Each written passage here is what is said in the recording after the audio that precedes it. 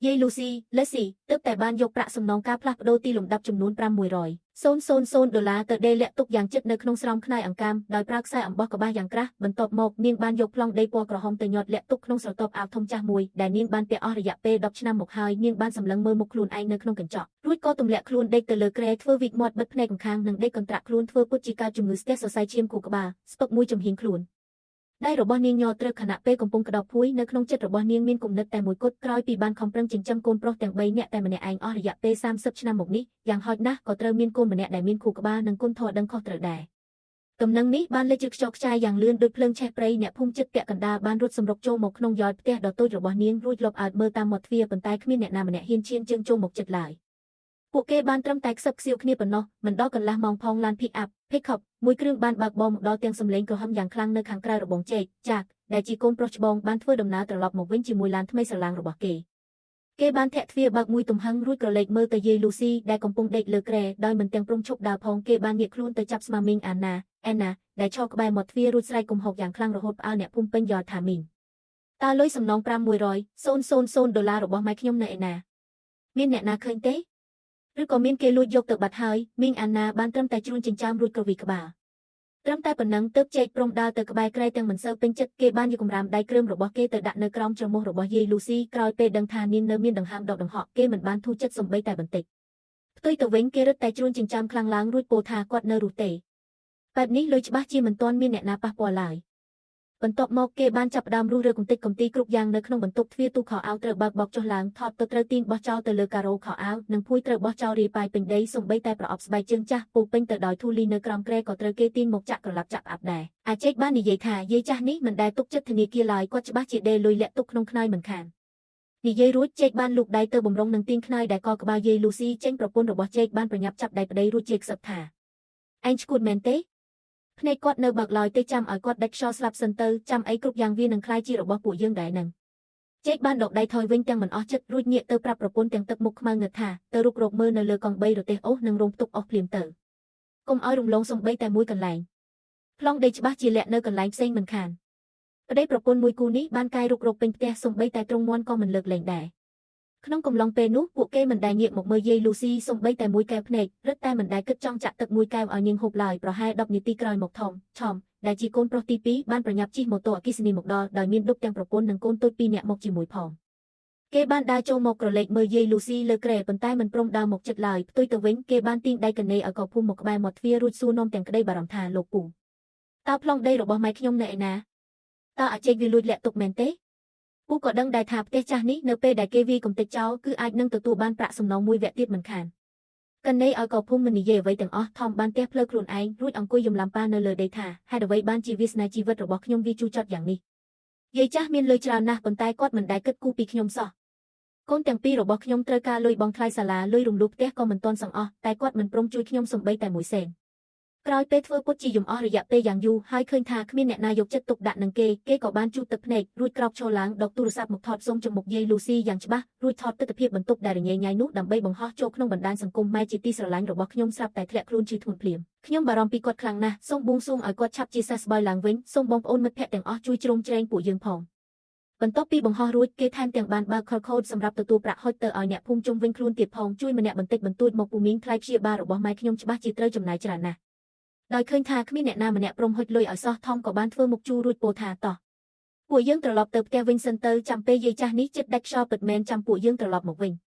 គ្រួសាររបស់គេបានជិះម៉ូតូអគ្គិសនីចាក់ចេញទៅដោយបន្សល់ទុកតែនំបញ្ចុកពាក់កណ្ដាលដែលកូនរបស់គេបានជន់ខ្ទេចនៅលើដីប៉ុណ្ណោះយាយ Lucy ដែលកំពុងតែដេកនៅលើគ្រែបាននិយាយរាល់សម្ដីរបស់ពួកគេយ៉ាងច្បាស់ក្រឡែតទឹកភ្នែកដ៏ថ្លាបានហូរស្រក់ចេញពីកែវភ្នែករបស់នាងជ្រាបចូលទៅក្នុងសក់ក្បា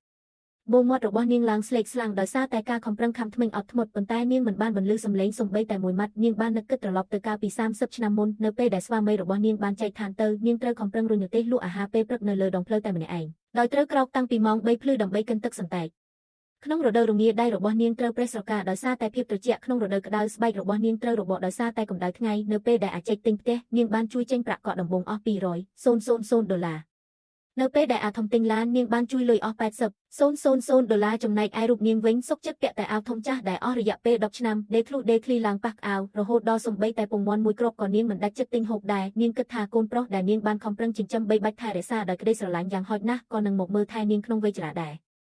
នាងមិននឹកស្មានទាល់តែសោះថាពួកគេមិនខ្វល់ពីជីវិតឬសេចក្តីស្លាប់របស់នាងសូម្បីតែបន្តិចអ្វីដែលនៅក្នុងកែវភ្នែករបស់ពួកគេគឺមានតែលុយតែប៉ុណ្ណោះចំពេលដែលយាយលូស៊ីកំពុងតែអស់សង្ឃឹមក្នុងជីវិតនិងចិត្តដួលសន្លប់ពិតប្រាកដទៅហើយនោះស្រាប់តែទ្វាររបងផ្ទះបានបើកសូក្រិចអ្នកដែលដើរចូលមកនោះគឺសែមដែលជាកូនប្រុសពៅរបស់នាងគេដើរជើងខ្វិនខាងដែលជាពីការភាពបន្សល់ទុកតាំងពីតូចដោយសារតែការគ្រុនក្តៅខ្លាំងហើយគ្មានលុយព្យាបាលអស់រយៈពេលជាច្រើនឆ្នាំកន្លងមកនេះគេបានត្រឹមតែធ្វើការជាកម្មករលីសែងចាត់នៅក្នុងការដ្ឋានសំណង់តែប៉ុណ្ណោះស្បែករបស់គេឡើងខ្មៅស្រអាប់ដោយសារតែកម្ដៅថ្ងៃហើយដៃទាំងសងខាងពោពេញទៅដោយស្នាមរបួសនិងភាពគ្រើមនៅពេលដែលគេបានឃើញយាយលូស៊ីដេកនៅលើគ្រែផ្ទៃមុខរបស់គេឡើងស្លេកស្លាំងភ្លាមគេបានបោះជំហានវែងរត់ទៅក្បែរគ្រែរួចបន្លឺសំឡេងទាំងញ័រត្រឹកថាម៉ែ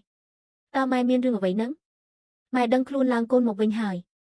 យដៃរបស់គេញ័រត្រឹកខណៈពេលកំពុងស្ទាបស្ទង់ជីបចររបស់យាយលូស៊ីរួចស្ទាបកម្ដៅខ្លួនរបស់នាងគេបានប្រញាប់ទៅចាក់ទឹកក្តៅវណ្ណមួយកែវរួចដួសបញ្ចុកនាងបន្តិចម្ដងដោយប្រើស្លាបព្រាយាយលូស៊ីមិនហ៊ានកម្រើកខ្លួនឡើយនាងបានត្រឹមតែបើកមាត់បន្តិចប៉ុណ្ណោះទឹកក្តៅវណ្ណបានហូរចូលទៅក្នុងបំពង់ក៏នឹងជួយកម្ដៅដួងចិត្តដ៏ត្រជាក់ស្រេបរបស់នាងឲ្យមានភាពកក់ក្ដៅឡើងវិញក្រោយពេលបញ្ចុកទឹករួចរាល់ហើយសែមបានយកកូនចានដែកដាក់ទឹកក្តៅមកពូតកន្សែងរួចជូតមុខនិងជូតដៃឲ្យម្ដាយថ្នម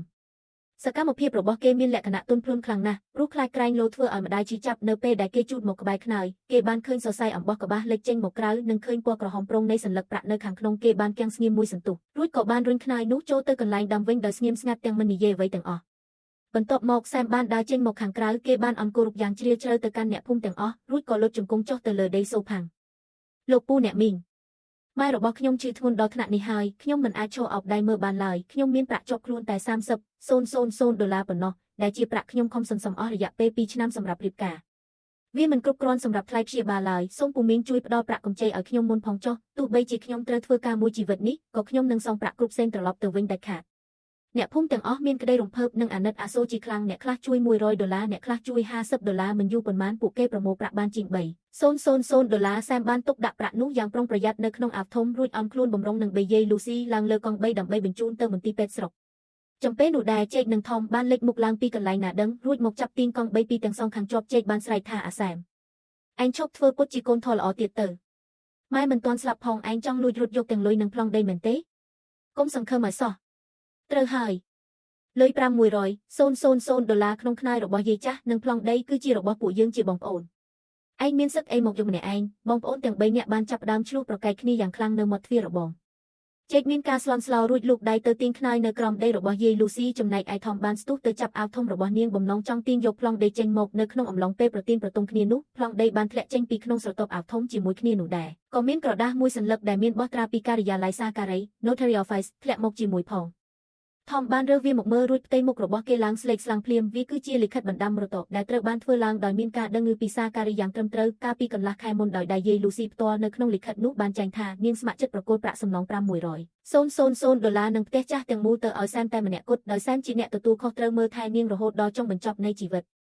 បុរសម្នាក់ពាក់អាវធំឈុតសុកសួតបានដើរចុះពីលើឡានគេមានអាយុប្រហែល40ឆ្នាំនិងមានរោគពីខ្ពង់ខ្ពស់សុភាពរាបសារនៅខណៈពេលដែលគេដើរចូលមកក្នុងយ៉តផ្ទះភ្លាមគេបានសម្ដៅទៅកាន់កង់3រួចលុតជង្គង់ចុះនៅចំពោះមុខយាយលូស៊ីភ្លាមម៉ែធัวខ្ញុំត្រឡប់មកវិញយឺតពេលហើយមនុស្សម្នាជុំវិញខ្លួនទាំងអស់មានការភ្ញាក់ផ្អើលជាខ្លាំងសូម្បីតែយាយលូស៊ីក៏មានការស្រឡាំងកាំងដែរក្រោយពេលសម្លឹងមើលអស់រយៈពេលយ៉ាងយូរទើបនាងចំណាំគេបានច្បាស់គេគឺជា David ដែលជាទារកអនាថាដែលនាងបានរើសបាននៅត្រង់ច្រកចូលភូមិកាលពី30ឆ្នាំមុនកាលនោះគ្រួសាររបស់នាងមានជីវភាពក្រីក្រខ្លាំងណាស់ប៉ុន្តែនាងនៅតែខំប្រឹងខំធ្មេញចិញ្ចឹមបីបាច់គេអស់រយៈពេល3ឆ្នាំក្រោយមកទើបឪពុកម្ដាយបង្កើតរបស់គេមកតាមរកពួកគេជាអ្នកជំនួញមានទ្រព្យសម្បត្តិស្តុកស្ដម្ភនៅក្នុងទីក្រុងនិងចង់ទទួលគេត្រឡប់ទៅវិញនៅថ្ងៃដែលត្រូវប្រត់ប្រាស់គ្នាយាយលូស៊ីបានវិចខ្ចប់ពងមាន់តែ20គ្រាប់ដែលជាទ្រព្យសម្បត្តិមានតម្លៃបំផុតនៅក្នុងផ្ទះដាក់ចូលទៅក្នុងកាតាបរៀនរបស់គេទាំងទឹកភ្នែកនិងដើរជូនដំណើរគេអស់ចម្ងាយផ្លូវ3ម៉ាយដី David បាននិយាយទាំងទឹកភ្នែកថាម៉ែធរអស់រយៈពេលជាច្រើនឆ្នាំមកនេះខ្ញុំមិនដែលបំភ្លេចគុណរបស់ម៉ែឡើយជារៀងរាល់ឆ្នាំខ្ញុំតែងតែផ្ញើលុយមកភូមិដោយលាក់ឈ្មោះរួចពឹងពាក់ឲ្យលោកកណេឲ្យកប្រគល់ជូនម៉ែព្រោះខ្ញុំបារម្ភថាបើខ្ញុំប្រគល់ឲ្យចំម៉ែច្បាស់ជារឹងរូសមិនព្រមទទួលយកឡើយ David បានជូតទឹកភ្នែករួចទាញវាលីធំពីរមកបើកបង្ហាញនៅចំពោះមុខនៅខាងក្នុងនោះគឺពោពេញទៅដោយលុយសុទ្ធចំនួន$2លានដែលត្រូវបានរៀបចំទុកដាក់យ៉ាងមានសណ្ដាប់ធ្នាប់ចាប់ពីពេលនេះទៅសូមម៉ែទទួលយកលុយ$2លាននេះចុះខ្ញុំនិងអាសែមនឹងរួមដៃគ្នាមើលថែម៉ែឲ្យបានល្អបំផុត គេបានងាកទៅរកចេកនិងថមដែលកំពុងតែដេកដួលនៅលើដីដោយខ្សែកែវភ្នែកដ៏ត្រជាក់ស្រេបដូចជាទឹកកកពួកឯងកុំសង្ឃឹមថានឹងបានប៉ះពាល់ទ្រព្យសម្បត្តិរបស់ម៉ែធខ្ញុំសូម្បីតែមួយសេនអសោះចាប់ពីថ្ងៃនេះទៅពួកឯងទាំងពីរនាក់មិនត្រូវបានអនុញ្ញាតឲ្យឈានជើងចូលក្នុងផ្ទះនេះទៀតឡើយប៉ូលីសបាននាំខ្លួនចេកនិងថមចាក់ចេញទៅអ្នកភូមិដែលឈរមើលជុំវិញខ្លួនបានលាន់មាត់សរសើរគ្រប់គ្នាថាទឹកចិត្តដ៏ល្អប្រពៃរបស់យាយលូស៊ីទីបំផុតទទួលបានផលបុណ្យតបស្នងមកវិញហើយក្រោយមកផ្អែកលើលិខិតបណ្ដាំរបស់យាយលូស៊ីបានបរិច្ចាគប្រាក់សំណង$500,000ទាំងអស់ទៅឲ្យភូមិដើម្បីសាងសង់ផ្ទះថែទាំមនុស្សចាស់មួយគ្រឿង